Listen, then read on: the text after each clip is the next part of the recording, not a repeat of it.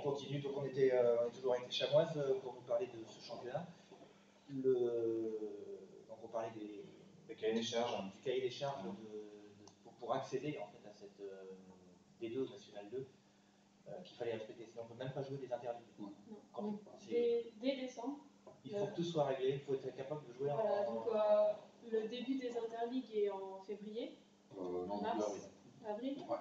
Donc il y a une commission qui est en février justement pour étudier le cahier des charges.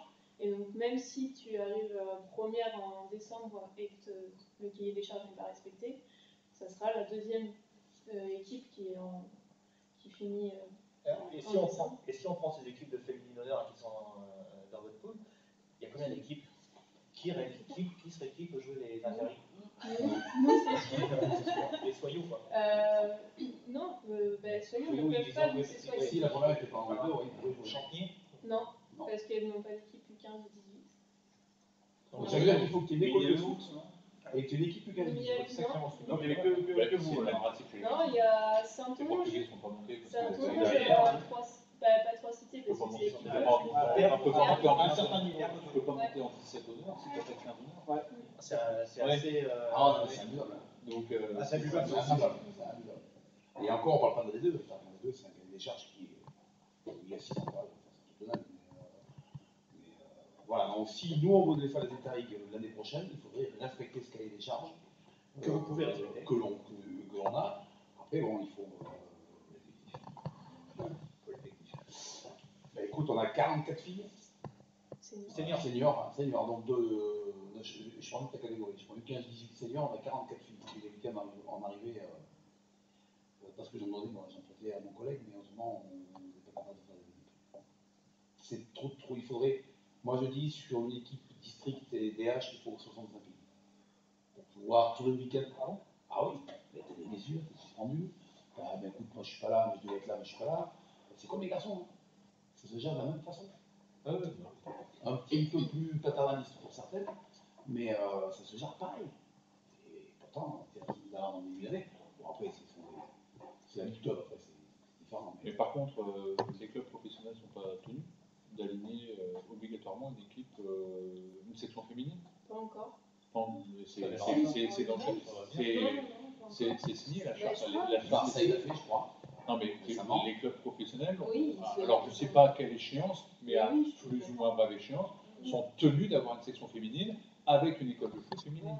Rien n'est encore officiel, mais je pense qu'à la FFF, justement, Noël c'est nous. Mais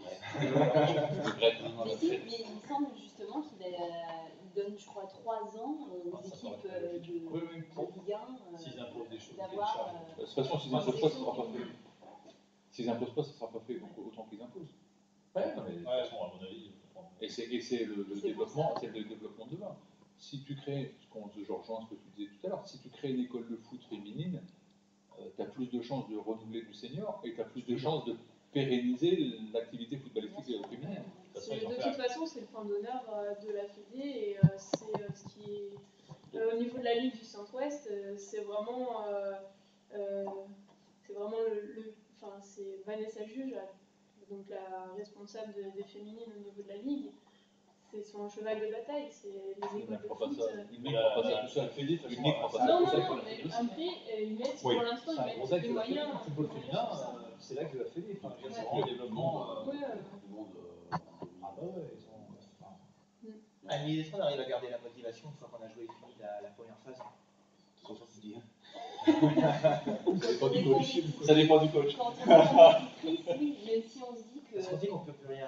Oui, tout à fait, mais il y a toujours à être sur le podium, d'avoir un bon classement. Et voilà, on est toutes compétitrices et on n'a qu'une envie, c'est de gagner les matchs tous les dimanches et de ramener une victoire et de chanter dans les vestiaires. Voilà, quand on ne gagne pas, on a la tête dans les chaussettes et on n'est pas content. Donc bien sûr que quand on est sportive, même s'il y a l'objectif, je pense, d'être en interligue est très haut parce qu'on voit que c'est difficile. Mais c'est une bonne chose, je crois, ces interligues. Moi, je pense qu'il faudrait, comme il y avait avant, un niveau intermédiaire, tout simplement. C'est le tien, complètement. Parce que là, DH, on arrête le 25 décembre, on reprend mi-février. Alors, on a la Coupe de France, qui peut être aussi un super leitmotiv. Moi, j'ai mis un point d'honneur à la Coupe de France cette année. On a été éliminés avec nos armes, et je pense avec les honneurs qu'on a peut être cités. Heureusement qu'il y ait cette Coupe de France. Mais c'est vrai, moi, je me mets à la place des filles où on a éliminé la première phase, on va rien faire pendant un an et demi, sachant que là, cette année, sur un terrain, avec la tempérie, c'est pas ça. ça n'a pas été simple. Non, mais moi, j'ai mis un point d'honneur à cette Coupe de France et je voulais aller le plus loin possible pour avoir du jeu et voir autre chose. Tu prends un championnat masculin, DHR, PH, il y a un renouvellement tous les ans. Ou tu passes en poule A, ou tu passes en poule B, tu es en poule D, tu passes en poule B, Je crois qu'il monte en empreinte de licence. tu montes, c'est toujours l'équipe de filles. Bon, c'est Inter, on a mis son mort, il va suivre, donc ça va être remplacé par des équipes de Guéret, donc c'est Parsac et Niol aussi qui va monter, mais on a encore joué quand même, Potier, Soyot, Chantier.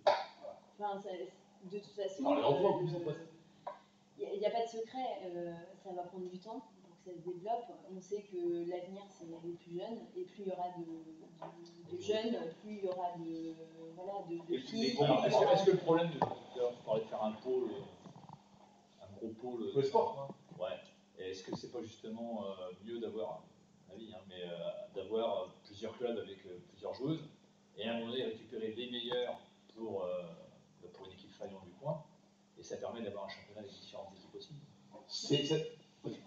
Je pense qu'à l'heure actuelle, rien que déjà au niveau des Deux-Sèvres, on n'a pas. Certes, le nombre de filles augmente, le nombre de clubs féminins augmente aussi. Après, le niveau n'est pas forcément là. Donc, pour l'instant, toutes les bonnes joueuses vont à Soyaux ou à Trois-Cités. Donc voilà, après nous, ce qu'on peut juste proposer, c'est le niveau DH en senior. Les Chavons et Fils sont pas plus attractifs que Trois-Cités. Enfin, Soyaux, je le conçois, parce que Soyaux, c'est au niveau du féminin, ça fait des années.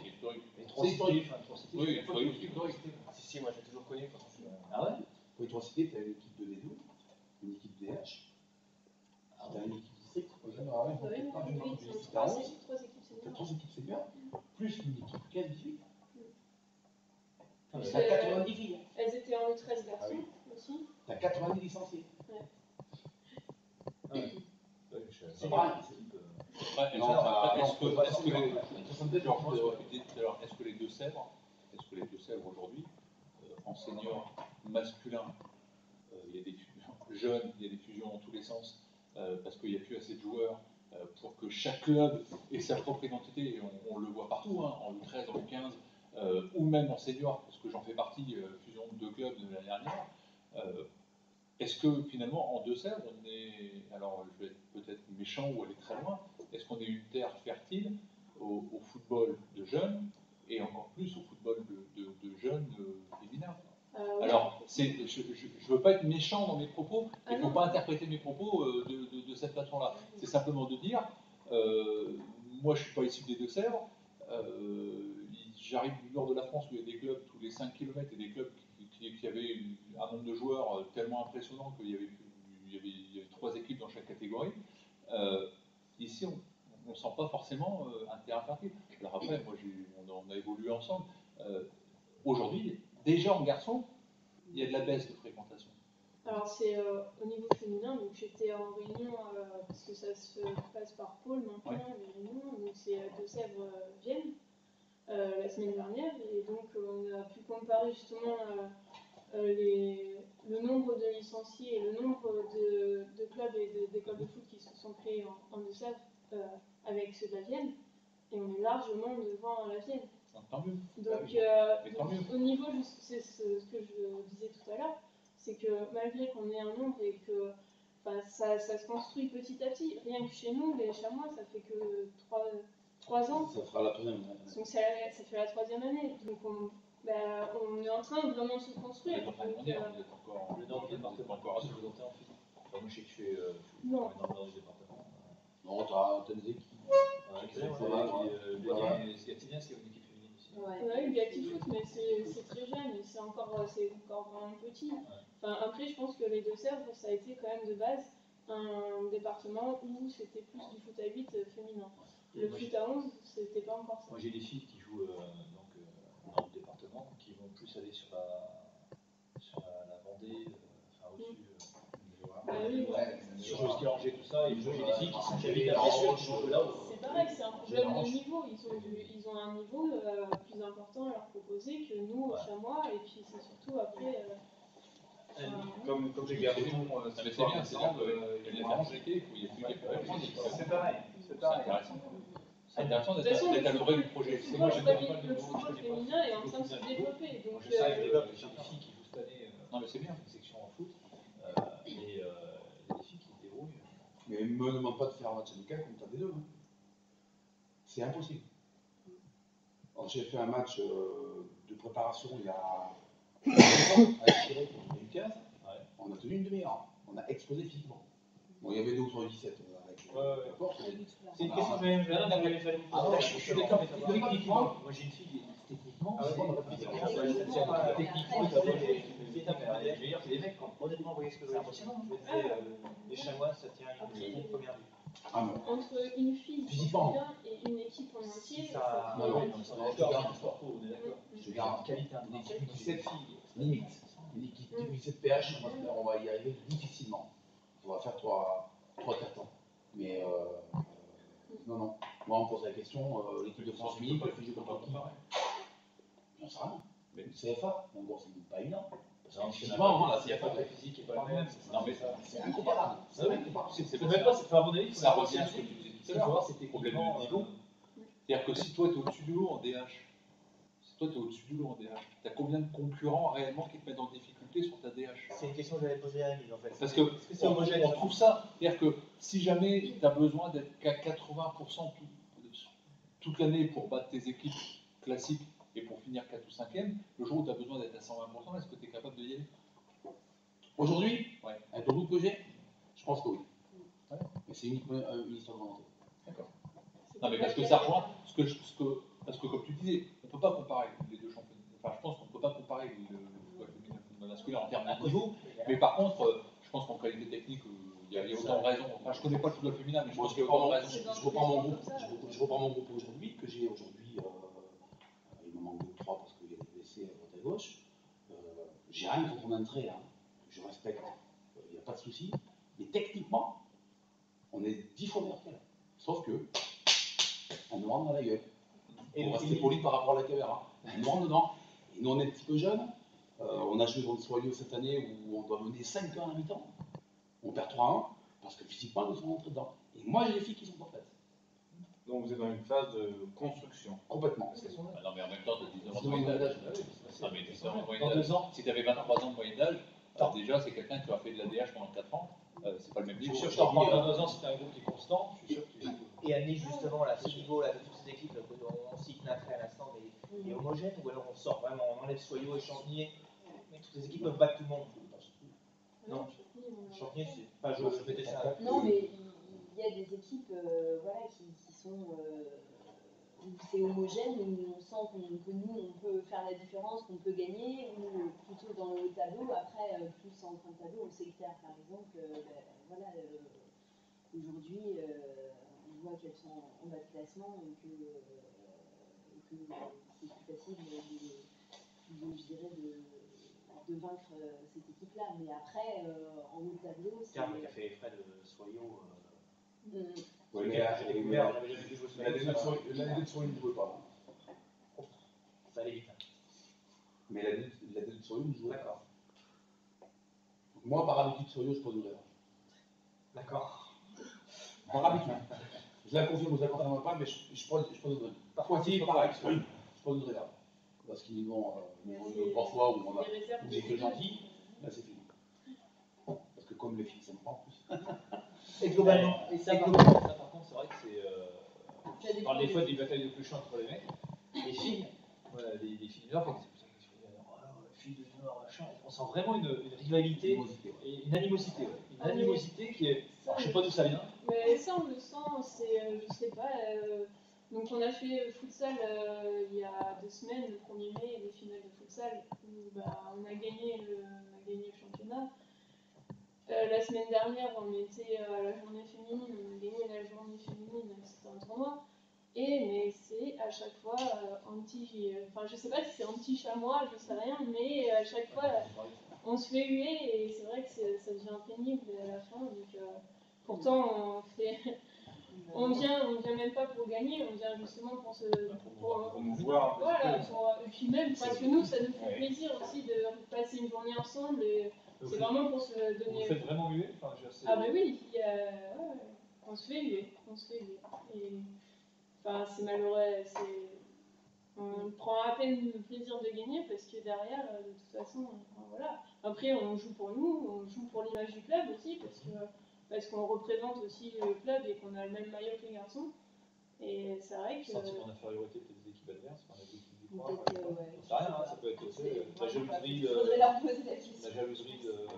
Moi, c'est les filles qui jouent tout le temps. Mais même par rapport au corps arbitral, c'est que même rien qu'en district, on se rend compte que, après, je sais pas si on se fait des films, mais c'est que c'est quasiment tous les week-ends où le bleu, ça revient pas. Quoi. Je crois qu'il faut que les gens démystifient complètement. Ouais. Il faut démystifier complètement. Quand on se joue chez moi, alors, peut-être qu'on a plus de moyens, certes. Mais encore, c'est pas encore tout à fait bien réglé. On a peut-être plus de moyens.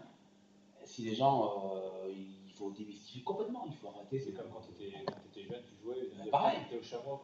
Voilà, c'était On aurait joué au football et en Alors justement, donc là par rapport à ça, nous, à la section féminine, on accepte tous les niveaux, il n'y a pas de sélection, il n'y a pas de détection, c'est justement, on a d'ouvrir un maximum. Voilà, en senior, on a 2 équipes, c'est pour pouvoir avoir un panel de niveaux et un maximum de filles qui puissent venir jouer au foot en tant que compétitrices ou juste pour se faire plaisir ou juste pour faire du sport parce qu'il y en a aussi. Et chez les jeunes, c'est pareil. Cette année, j'ai créé trois équipes jeunes pour que justement elles puissent, qu'il y ait déjà un petit aspect compétition et à côté tout ce qui est formation, tout ça. Donc au contraire, nous on accepte tout le monde est la bienvenue, il n'y a pas, je répète, il n'y a pas de sélection ni quoi que ce soit. Il y a de la place pour tout le monde. Et il y a de la place pour tout le monde, et on fait en fonction des filles, et on fait en fonction des parents, et on les accompagne les week-ends. Justement, il n'y a pas... Il n'y a pas les contraintes des déplacements. Non, c'est nous qui gérons, et donc voilà, donc après, on est un club ouvert, on est un club quand même assez convivial. Donc, Ok, merci Élise, on fait une toute petite pause.